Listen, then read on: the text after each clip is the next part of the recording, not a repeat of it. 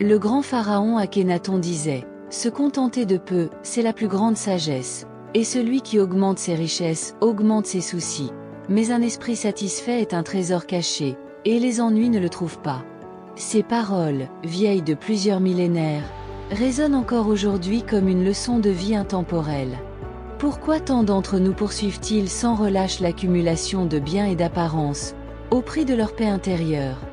Akhénaton nous invite à une réflexion essentielle. Et si la véritable richesse ne se trouvait pas dans ce que nous possédons, mais dans notre capacité à nous contenter de l'essentiel? En réalité, ces paroles nous rappellent que la richesse ne se limite pas à ce que nous possédons comme bien matériel. Elle va bien au-delà. La véritable richesse inclut ce que nous savons, les liens profonds que nous tissons avec les autres, et surtout, la manière dont nous impactons positivement la vie de ceux qui nous entourent. Prenons l'exemple des sadhus indiens, ces sages errants qui choisissent de vivre dans un détachement total des biens matériels.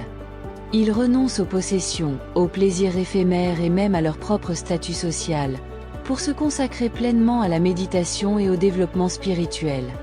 Leur richesse réside dans leur sérénité intérieure, leur connexion avec l'univers et leur quête de la vérité. Ils illustrent parfaitement les paroles d'Akhénaton. Un esprit satisfait est un trésor que ni les ennuis ni les tourments ne peuvent atteindre.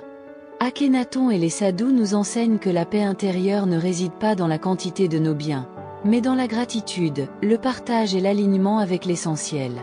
Quand nous apprenons à nous contenter de peu, nous découvrons un trésor caché, la sérénité, inébranlable face aux épreuves. Imaginez une vie où vos richesses ne se mesurent pas en objets, mais en souvenirs, en connaissances, en relations authentiques.